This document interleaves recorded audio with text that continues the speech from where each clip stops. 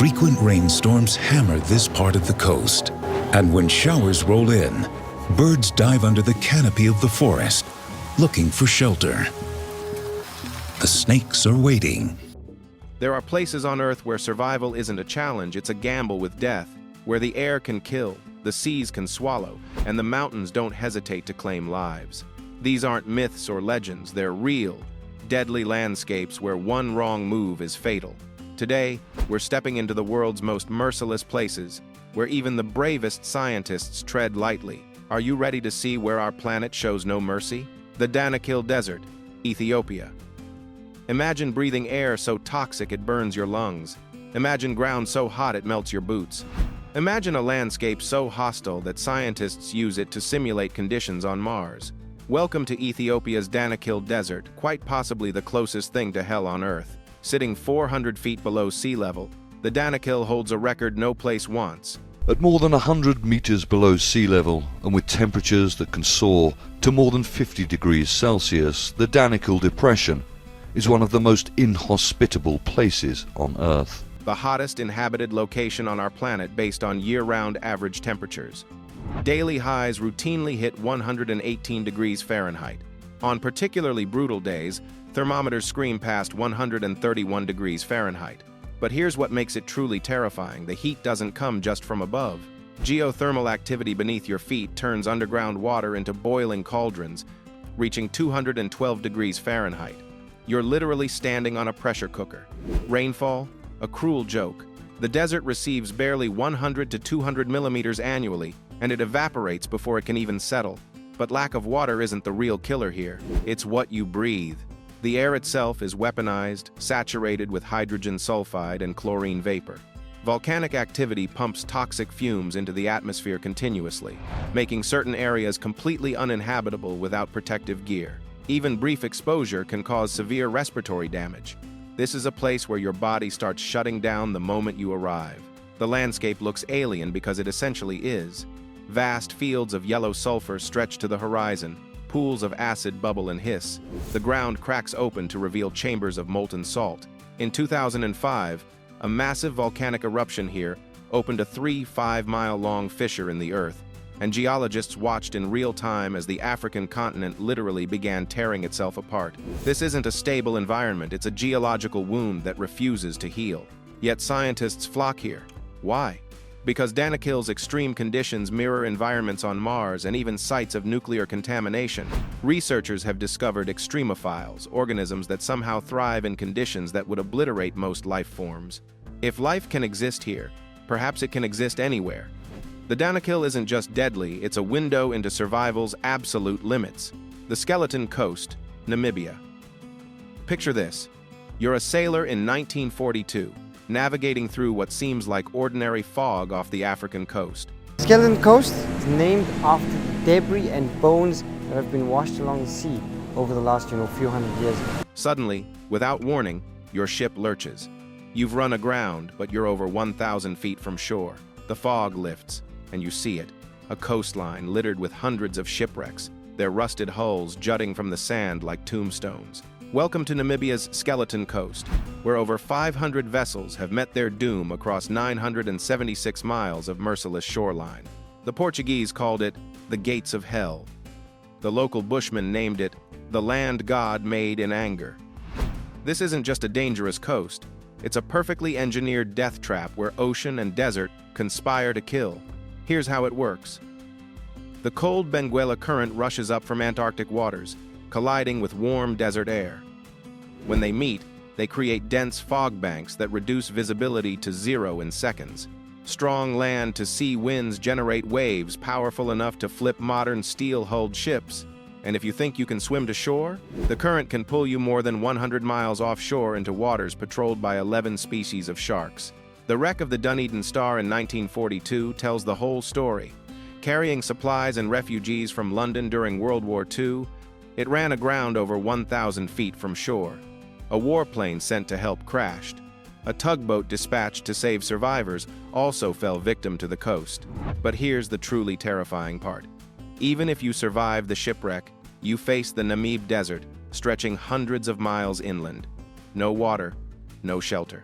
Sailors who made it to shore often died within days, their bones joining those of the whales and seals that gave the coast its name. The skeleton coast doesn't just kill you, it gives you hope first, then takes it away slowly. Mount Washington, USA. At 6,288 feet, Mount Washington isn't even close to being North America's tallest peak. Denali towers over it at more than 20,000 feet. Yet Mount Washington has claimed more lives than many far taller peaks combined. Why? Because this New Hampshire mountain has the worst weather on Earth. On the 12th of April 1934, observers at the summit recorded a wind speed that still stands as a record. Today is a special anniversary in the weather world. It's National Big Wind Day. Observed each year on April 12th, the day commemorates the highest wind gust ever to be recorded on the Earth's surface. 231 miles per hour. That's winds strong enough to peel paint off buildings, to turn rain into horizontal bullets of water. Today, winds regularly exceed 100 miles per hour, and hurricane-force winds occur on average 110 days per year.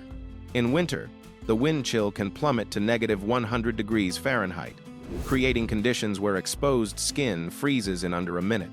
Mount Washington sits at the intersection of three major storm tracks from the Atlantic, from Canada, and from the Midwest. When these systems collide over the presidential range, they create meteorological chaos. Weather can change in minutes. A sunny morning can become a whiteout blizzard by noon. In 1982, two experienced hikers left the Summit Visitor Center on a clear day. Within an hour, hurricane-force winds and sub-zero temperatures created such severe conditions that one died of hypothermia just yards from shelter. The mountain's terrain compounds these dangers. Trails that look manageable in good weather become death traps when wet or icy. Tuckerman Ravine, one of the most popular areas, is prone to avalanches in winter and falling ice in spring. The combination of steep, rocky terrain and unpredictable weather creates a deadly equation. What makes Mount Washington particularly insidious is its accessibility. It's just a few hours from major cities. People show up in sneakers and t-shirts thinking they're going for a pleasant hike. Since records began, over 150 people have died on Mount Washington, many from hypothermia in the summer months. The mountain lures people in with its modest elevation, then kills them with weather more extreme than mountains 3 times its height. Mount Sinabung, Indonesia. For 400 years, Mount Sinabung slept. The volcano in North Sumatra, Indonesia, sat dormant for so long that villages sprawled up its slopes, farms covered its flanks, and locals forgot it was even a threat. Then, in August 2010, it woke up, and it hasn't stopped erupting since. The first eruption sent ash plumes 3 miles into the sky, blanketing the region in choking gray powder. After a brief pause, Sinabung roared back in September 2013, initiating a relentless cycle of destruction that continues today. But the worst was yet to come. The 19th of February 2018, that's a date burned into the memory of everyone in the region. On that day, Sinabung unleashed an eruption that sent ash 4 miles into the atmosphere. The sky went dark at noon.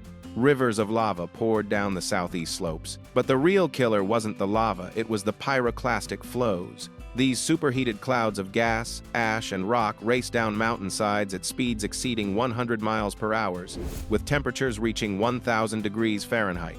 Nothing survives them. They incinerate everything in their path, trees, buildings, people, reducing them to ash in seconds.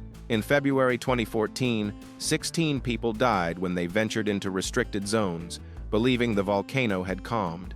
The pyroclastic flows gave no warning. One moment they were there, the next, they simply ceased to exist. The Indonesian National Agency for Disaster Management has since established critical hazard zones, with the southeast sector marked as the highest risk area. But people still live nearby. They have nowhere else to go. The eruptions have destroyed 10 villages and 2 hamlets completely. Over 9,000 people have been displaced, many living in temporary shelters for years. In March 2021, Sinabung demonstrated once again why it's so deadly. It generated 13 pyroclastic flows in just a few hours.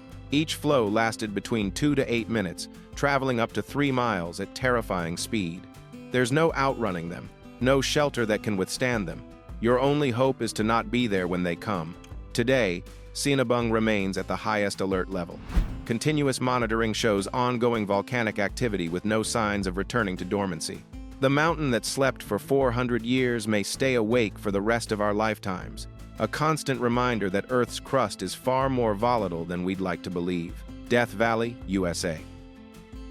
On the 10th of July 2021, thermometers in Death Valley hit 130 degrees Fahrenheit.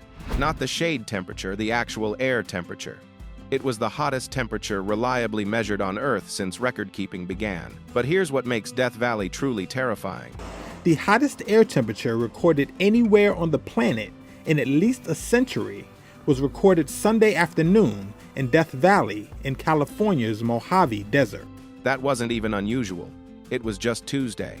Located in California's Mojave Desert, Death Valley regularly sees summer temperatures above 120 degrees Fahrenheit. July 2023 set a record as the hottest month ever recorded anywhere on the planet, with the valley averaging 108 degrees Fahrenheit for 31 straight days. Even at night, temperatures rarely drop below 90 degrees Fahrenheit. There's no escape, no relief. The heat is relentless, omnipresent, and deadly. The valley earned its grim name in 1849 when a group of gold rush pioneers tried to cross it as a shortcut to California. Most barely made it out alive, and one woman reportedly turned back to the valley and said, "Goodbye, Death Valley." The name stuck because it's accurate.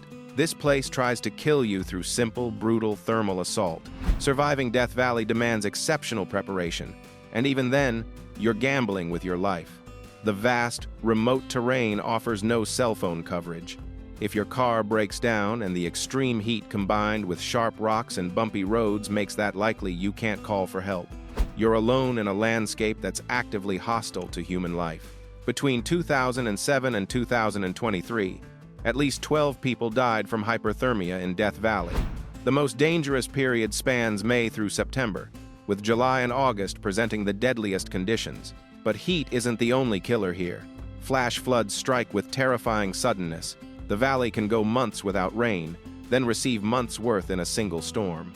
Dry washes transform into torrents of destructive water in minutes, carrying rocks and debris that can crush vehicles. In 2015, a flash flood destroyed parts of the main road and stranded hundreds of visitors. In the desert, too much water can kill you as quickly as too little.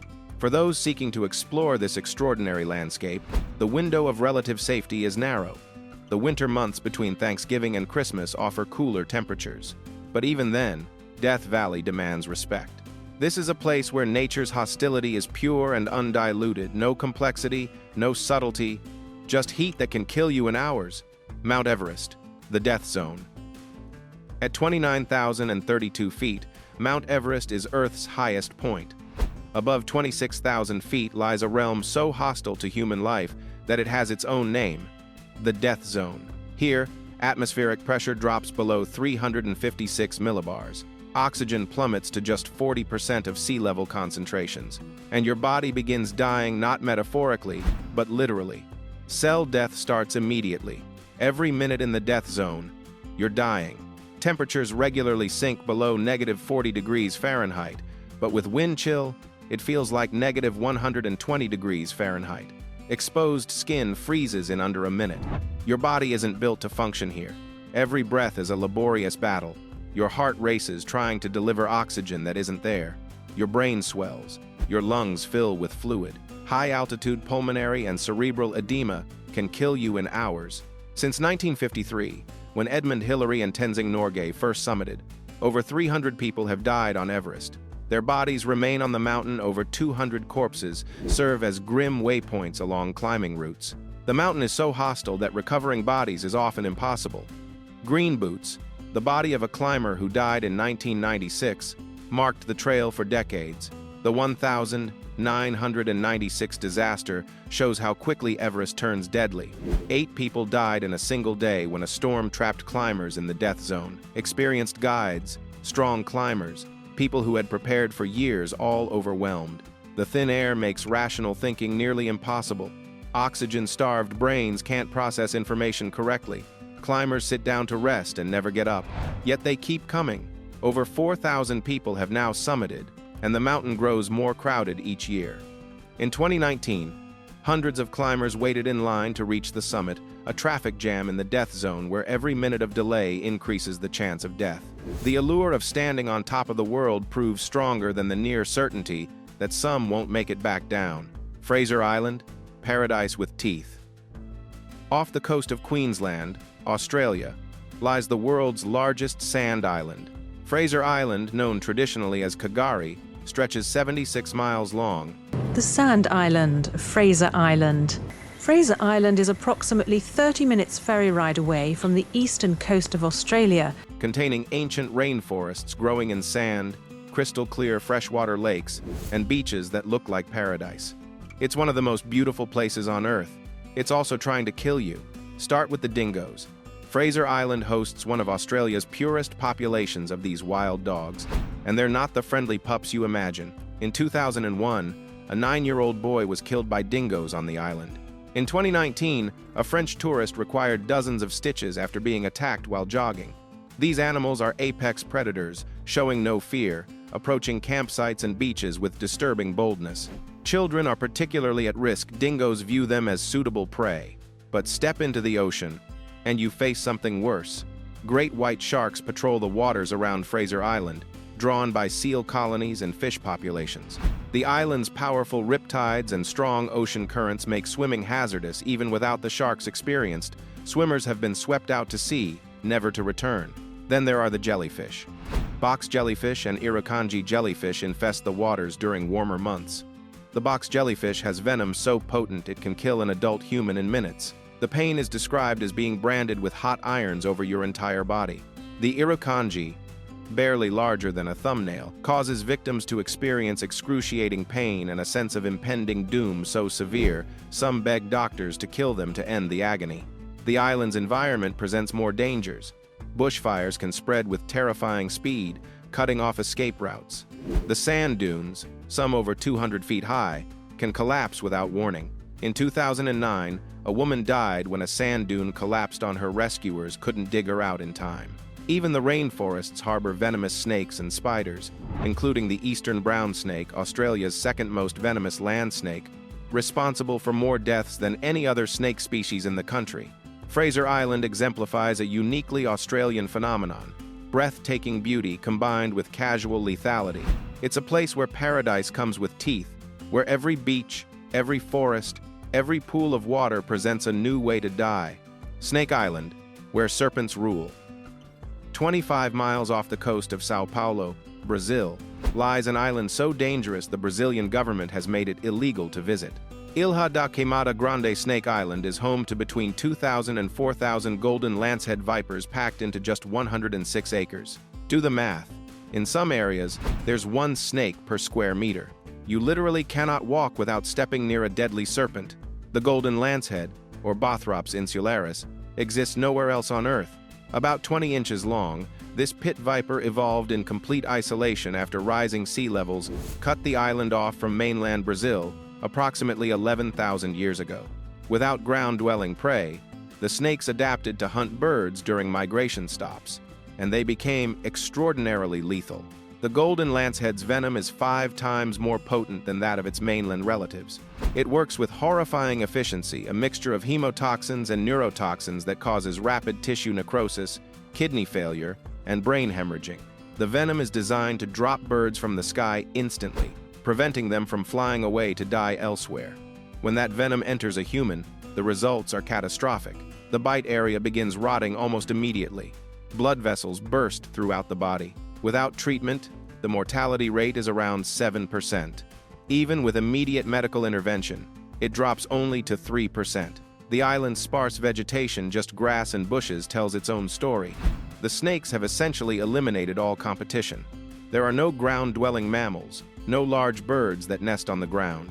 The lancehead vipers sit at the absolute top of the food chain, hunting by waiting on branches and striking birds in mid-flight with incredible precision. The Brazilian Navy maintains a lighthouse on the island, automated since the 1,920 seconds after the last lighthouse keeper and his family were killed by snakes that entered their building. Local legends claim they came through the windows as the family tried to flee. While the details may be embellished, the core truth remains: even inside a building, you're not safe on Snake Island. Only a handful of scientists receive government permission to visit, and they go with extreme caution, wearing protective gear and moving with deliberate care. Research expeditions are brief. Every hour on the island increases the probability of a fatal encounter. Snake Island represents evolution, creating a perfect killing machine and giving it an island kingdom to rule. It's a place where humans aren't at the top of the food chain, where we're outnumbered, outmatched, and utterly unwelcome. These places exist right now, alive and untamed, reminding us that Earth is not built for comfort. The deserts burn, the oceans swallow, the mountains howl, and predators wait where paradise hides. They kill without intent, without malice, simply because that is their nature. And yet, humans still venture there, daring to challenge what the planet itself refuses to surrender. Survival is rare. Escape is a gift. These landscapes are monuments to nature's power, proof that no amount of technology or courage can tame the wild completely. So the real question isn't if they're dangerous, it's whether you would dare to face them, knowing the stakes. Because in these places, life is earned, and every step counts.